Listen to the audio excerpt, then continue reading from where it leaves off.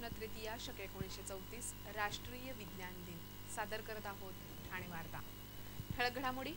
पालकमंत्र्यांच्या कृपेमुळे मोखाडा ग्रामपंचायतीचा पाणीपुरवठा पूर्ववत। ठाणे महापालिका आयुक्त आर.ए. राजीव यांच्या लोढा उद्योग समूहावरील मायेची चौकशी करण्याची आमदार प्रताप सरनाईक यांची मागणी। आणि 24 लाखांच्या खंडणीसाठी 2 कामगारांचं अपहरण करणाऱ्या ठेकेदारास अटक। या आणि इतर घडामोडी विस्तृतपणे पण काही क्षणातच। ठाणे जिल्ह्यातील पहिलं दृकश्राव्य माध्यम आता इंटरनेटवर देखील पहा। ठाणे वार्ता तुमच्या सोयीनं कधीही केव्हाही कुठेही इंटरनेटवर अपडेट असणारं एकमेव स्थानिक माध्यम अर्थातच ठाणे वार्ता। 1 and 1 broadband internet service, multiple internet service provider, speed 4 MB to 100 Mbps, starts ₹270 per month. Enjoy high speed internet. Call today 2538-6608. नमस्कार मंडळी, दर रविवारी पाहायला विसरू नका। नमस्कार मंडळी, आपल्या प्रश्नांचं थेट उत्तर। ठाणे महापालिका आयुक्त आर.ए. राजीव लोढा उद्योग समूहाला करत असलेल्या सहकार्याबद्दल वरिष्ठ पातळीवरून चौकशी करावी अशी मागणी शिवसेनेचे आमदार प्रताप सरनाईक यांनी मुख्यमंत्र्यांकडे केली आहे। लोढा उद्योग समूहातर्फे अनेक इमारती बांधल्या जात आहेत। बहुतांश ठिकाणी शासनाच्या आणि महापालिकेच्या नियमानुसार जे बांधकाम अनुज्ञेय आहे त्यापेक्षा वाढीव बांधकाम केले जाते। माजिवडा येथील वाढीव बांधकाम 4,89,00,000चा दंड आकारून तर भाईंदरपाडा येथील वाढीव बांधकाम 11,66,00,000चा दंड आकारून नियमित केल्याचा आरोप सरनाईक यांनी आपल्या पत्रात केलाय। माजिवडा येथे विकासकाकडून नियमानुसार मिळणारी जागा न घेता 20%च जागा घेतल्यामुळे महापालिकेचं आर्थिक नुकसान झाले। सिम टूल्स या कंपनीच्या माध्यमातून बांधलेल्या इमारतीमधील 20% जागा IT उद्योगाशी संबंधित व्यक्तींनाच विकण्याची तरतूद असताना त्या सर्वसामान्य नागरिकांना विकून फसवणूक करण्यात आली आहे। या प्रकरणी तक्रार होऊनही कोणतीही कारवाई लोढा यांच्यावर झालेली नाही। भाईंदरपाडा येथील बांधकामाच्या आड येणारी 91 झाडं तोडण्याचा प्रस्ताव तसंच इतर अनेक कामात आड येणारी झाडं तोडण्याचा प्रस्ताव प्रलंबित असतानाही सर्वसाधारण सभेपुढे आणण्यात आला। हा प्रकार संशयास्पद आहे। लोढा उद्योग समूहाकडे शासनातील स्वेच्छानिवृत्ती अथवा निवृत्त झालेले वरिष्ठ अधिकारी असून या अधिकाऱ्यांमार्फत सध्याच्या शासकीय अधिकाऱ्यांवर दबाव टाकून बेकायदा कामं साध्य करण्याचा प्रयत्न होत असून पालिका आयुक्त आपल्या भविष्याचा विचार करून आपल्या अधिकाराचा दुरुपयोग करत लोढा उद्योग समूहाला सहकार्य करत नाहीत ना असा संशय उपस्थित करून या प्रकरणी वरिष्ठ पातळीवर चौकशी करण्याची मागणी आमदार सरनाईक यांनी मुख्यमंत्र्यांकडे केली आहे। पाणीपुरवठा योजनेची बिलं थकल्यानं मोखाडा ग्रामपंचायतीचा बंद असलेला पाणीपुरवठा पालकमंत्र्यांनी 3 लाखांची मदत देऊन पुन्हा सुरू केलाय। मोखाडा ग्रामपंचायतीची नळ पाणी पुरवठा योजनेची बिलं गेल्या 7 वर्षापासून थकीत होती। या ग्रामपंचायतीला या नळपाणी पुरवठा योजनेतून पाणी पुरवठा केला जात असे। बिल थकल्यामुळे थकलेल्या बिलावरील व्याज भरून येथील ग्रामस्थ हैराण झाले होते। अखेर 20 दिवसापूर्वी थकीत बिलापोटी पाणी पुरवठा बंद करण्यात आला। त्यामुळे ग्रामस्थांचं तोंडचं पाणी पळालं होतं। पालकमंत्र्यांनी या भागाचा दौरा केला त्यावेळी त्यांच्या निदर्शनास ही बाब आली। आज झालेल्या जनता दरबारात पालकमंत्र्यांनी 3 लाखांचा धनादेश जिल्हा परिषद सदस्य अमोल पाटील आणि मोखाडा ग्रामपंचायतीचे सदस्य नवनाथ खेतले यांच्याकडे सुपूर्द केला। त्यामुळे आता हा पाणीपुरवठा पुन्हा सुरू होणार आहे। कृत्रिमरित्या म्हणजे कार्बाइड पावडर वापरून पिकवलेली फळं विक्री करू नये असं आवाहन अन्न आणि औषध प्रशासनानं केलंय। कृत्रिमरित्या पिकवलेल्या फळांमुळे आरोग्यावर दुष्परिणाम होऊ शकतात। अन्न सुरक्षा आणि मानदे नियमानुसार कार्बाइड पावडरनं कृत्रिमरित्या फळं पिकवण्यावर आणि अशी फळं विक्रीवर बंदी आहे। याची माहिती विक्रेत्यांना देण्यासाठी वाशीच्या कृषी उत्पन्न बाजार समितीमध्ये अन्न आणि औषध प्रशासनाचे सहायुक्त S.K. शेरे, सहायुक्त आयुक्त दिलीप सावंत आणि गणेश परळीकर यांनी व्यापारी संघटनांच्या पदाधिकाऱ्यांची बैठक घेऊन त्यांना मार्गदर्शन केलं।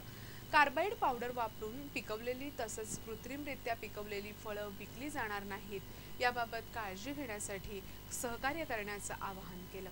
या बैठकीत व्यापारी संघटनांच्या प्रतिनिधींनी कार्बाइड पावडर तसंच कृत्रिमरित्या पिकवलेली फळं विक्री करू दिली जाणार नाहीत असं आश्वासन दिले। ठाणे महापौर चषक राज्यस्तरीय कबड्डी स्पर्धेत यजमान ठाणे महिला संघानं अंतिम फेरीपर्यंत धडक मारली आहे। ठाणे महापौर चषक राज्यस्तरीय कबड्डी स्पर्धेच्या चौथ्या दिवशी बाद फेरीत प्रवेश केलेल्या सर्व संघांचे सामने अत्यंत अटीतटीचे झाले। या स्पर्धेतील उपउपांत्य आणि उपांत्य फेरीत दाखल झालेल्या सर्व संघांनी एकमेकांना कडवी झुंज दिली। महिलांच्या गटात यजमान ठाणे जिल्ह्याच्या संघानं अंतिम फेरीत प्रवेश केला असून आता त्यांचा सामना पुण्याच्या संघाशी होणार आहे। महिला गटात उपांत्य फेरीत यजमान ठाणे संघानं रत्नागिरी संघाचा 15 गुणांनी पराभव केला। ठाणे संघाला 25 तर रत्नागिरी संघाला 10 गुण मिळाले। गेल्या रविवारपासून या स्पर्धा खेळवल्या जात आहेत। अपहरण केलेल्या कामगारांना सोडवण्यासाठी सिमेंट कंपनीच्या मालकाकडून 24 लाखांची खंडणी मागणाऱ्या एका ठेकेदारासह त्याच्या साथीदाराला डायघर पोलिसांनी अटक केली आहे। पैशाच्या देवाणघेवाणीवरून मालाची ने-आण करणाऱ्या ठेकेदार आणि मालकांमध्ये वाद निर्माण झाला होता। या वादानंतर सिमेंट कंपनीतील 2 कामगारांचे अपहरण करण्यात आलं होतं। नौपाड्यातील मालती विहार इथे राहणारे ज्ञानेश ढोबळे हे डायघर येथील इंडस्ट्री इन्फोटेक कंपनीचे मालक आहेत। या कंपनीत सिमेंट तयार केलं जातं। संजय इंगळे हा ठेकेदार असून तयार झालेलं सिमेंट इमारतींपर्यंत नेण्या-आणण्याचं काम करतो।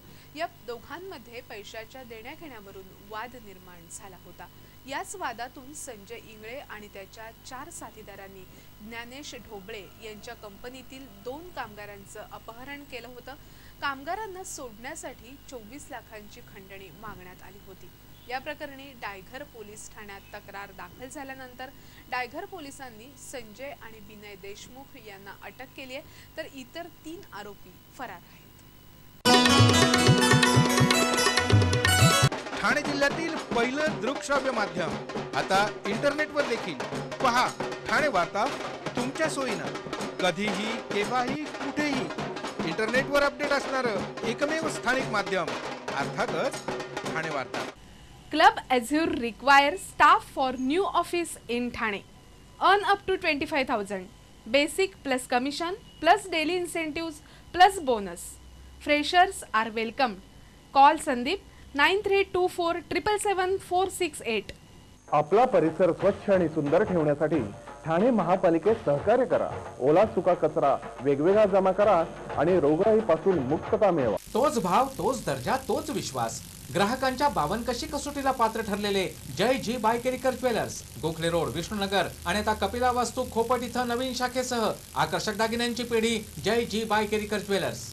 पैठणी, कांजीवरम, एम्ब्रॉयडरी, बनारसी शालू, ओपाडा सिल्क, काथा सिल्क, ऑर्गेन्झा अशा वैविध्यपूर्ण साड्या एकाच दालनात। अगं हो, आईस फॅक्टरी समोर फक्त संगिनी सारीज मध्येच। अय्या, तुम्हाला माहितीये ठाणे जिल्ह्यातील पहिलं दृकश्राव्य माध्यम आता इंटरनेटवर देखील पहा। ठाणे वार्ता तुमच्या सोयीनं कधीही केव्हाही कुठेही इंटरनेटवर अपडेट असणारं एकमेव स्थानिक माध्यम अर्थातच ठाणे वार्ता। जिल्हा माहिती कार्यालय आणि मराठी ग्रंथसंग्रहालय यांच्या संयुक्त विद्यमानं 2 ते 4 मार्च दरम्यान ग्रंथोत्सवाचं आयोजन करण्यात आलंय। या ग्रंथोत्सवाचं उद्घाटन अखिल भारतीय मराठी साहित्य संमेलनाचे अध्यक्ष डॉक्टर नागनाथ कोतापल्ले यांच्या हस्ते होणार आहे। या ग्रंथोत्सवादरम्यान 3 दिवस साहित्य रसिकांना विविध कार्यक्रमांचा आनंद लुटता येणार आहे। 2 मार्च रोजी साहित्य संमेलन अध्यक्ष डॉक्टर नागनाथ कोतापल्ले यांची प्रकट मुलाखत संजीव फडके लिखित शार्पनर या पुस्तकाचं प्रकाशन होणार आहे। 3 मार्चला ऋण शब्दांचे फेडू हा कार्यक्रम आनंद म्हस्कर आणि अनन्या म्हस्कर हे कलाकार सादर करणार आहेत। 4 मार्च रोजी नवोदितांचे कवी संमेलन होणार आहे। हे सर्व कार्यक्रम जिल्हा परिषदेसमोरील मराठी ग्रंथ संग्रहालयाच्या सभागृहात होणार आहेत। नाशिक जवळील येवला इथे गो महोत्सवाचं आयोजन करण्यात आलं होतं। गायींचं संरक्षण करण्याचा संदेश देण्यासाठी या गो महोत्सवाचं आयोजन करण्यात आलं होतं। गायींचं संरक्षण करण्याचा संदेश देण्यासाठी आयोजित करण्यात आलेल्या या मेळाव्याचं आयोजन संपूर्णतः युवकांनी केलं होतं। या गो महोत्सवात सुरभी महामंत्र जप, सुरभी महायज्ञ, भागवत कथा आणि गोरक्षा संत संमेलनाचं आयोजन करण्यात आलं होतं। या गो महोत्सव मेळाव्यात जवळपास 10 कोटींचा विक्रमी असा सुरभी महामंत्र जप करण्यात आला। गोवत्स फाउंडेशन तर्फे महाराष्ट्रात अशा प्रकारे आयोजित करण्यात आलेल्या महोत्सवास विक्रमी प्रतिसाद मिळाला। सुरभी महायज्ञामध्ये 150 भक्त सहभागी झाले होते। यावेळी 9 लाखांची आहुती देण्यात आली। गोरक्ष संत संमेलनात देशभरातील 41 संतांनी हजेरी लावली होती। राधाकृष्णजी महाराज यांनी भागवत कथा सांगून उपस्थितांना मंत्रमुग्ध केलं।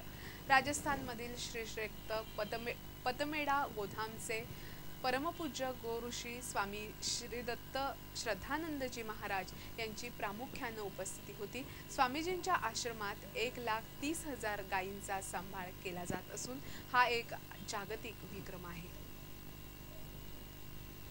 सुप्रसिद्ध संगीतकार रवींद्र जैन यांनी आज 70व्या वर्षात पदार्पण केलं। त्यांना वाढदिवसाच्या शुभेच्छा देण्यासाठी चित्रपट सृष्टीतील अनेक मान्यवर आज त्यांच्या घरी जमा झाले होते। ठाण्यातील एक चित्रपट रसिक मनीष कर्णिक यांनीही खास रवींद्र जैन यांच्या बांद्र्यातील घरी जाऊन त्यांना वाढदिवसाच्या शुभेच्छा दिल्या। 28 फेब्रुवारी 1944 मध्ये रवींद्र जैन यांचा जन्म झाला। 1972 मध्ये त्यांनी काच और हीरा या चित्रपटाला संगीत दिलं। तेव्हापासून चित्रपटाला संगीत देण्याचा सुरू झालेला सिलसिला 122 चित्रपटांना संगीत दिल्यानंतरही सतत सुरू आहे। हिंदी बरोबरच त्यांनी आसामी, गुजराती, भोजपुरी अशा प्रादेशिक भाषेतील चित्रपटांनाही संगीत दिलंय। अनेक पुरस्कारांनी त्यांना गौरवण्यात आलंय। राज कपूर सारख्या चोखंदळ चित्रपट दिग्दर्शकाच्या चित्रपटाला त्यांनी संगीत दिले। संगीताबरोबरच गीत लेखन आणि गायनही अनेकदा ते करत असतात। रवींद्र जैन यांनी सुरेश वाडकर, येशुदास, आरती मुखर्जी अशा अनेकांना चित्रपट गीतांसाठी प्रथम संधी दिली अशी आठवण मनीष कर्णिक यांनी यावेळी सांगितली। आम्ही निवास वार्ता हे सदर सध्या सुरू केले। या अंतर्गत ठाण्यामधील खरेदी विक्री अथवा भाड्याने उपलब्ध असलेल्या जागांविषयी माहिती यात देत आहोत। वर्तकनगर इथे दोस्ती विहार कोरस टॉवर इथे 2 आणि 3 बेडरूम किचन फ्लॅट कंपनी लीजवर देणे अथवा विकणे आहेत। अधिक माहितीसाठी आपण DG असोसिएटशी 97 697 99 971 अथवा 2536 0007 या दूरध्वनी क्रमांकावर संपर्क साधावा। ठाणे जिल्ह्यातील पहिलं दृकश्राव्य माध्यम आता इंटरनेटवर देखील पहा। ठाणे वार्ता तुमच्या सोयीनं, कधीही केव्हाही कुठेही इंटरनेटवर अपडेट असणारं एकमेव स्थानिक माध्यम अर्थातच ठाणे वार्ता। 1 and 1 broadband internet service, multiple internet service provider, speed 4 MB to 100 Mbps, starts ₹270 per month. Enjoy high speed internet. Call today 2538-6608. नमस्कार मंडळी, दर रविवारी पाहायला विसरू नका। नमस्कार मंडळी, आपल्या प्रश्नांचं थेट उत्तर। आपण आपले कार्यक्रम अथवा बातम्या आम्हाला ठाणेवार्ता@gmail.com या आमच्या ईमेलवर कळवू शकता। ठळक घडामोडी शेवटी पुन्हा एकदा। पालकमंत्र्यांच्या कृपेमुळे मोखाडा ग्रामपंचायतीचा पाणीपुरवठा पूर्ववत। ठाणे महापालिका आयुक्त आरे राजीव यांच्या लोढा उद्योग समूहावरील मायेची चौकशी करण्याची आमदार प्रताप सरनाईक यांची मागणी।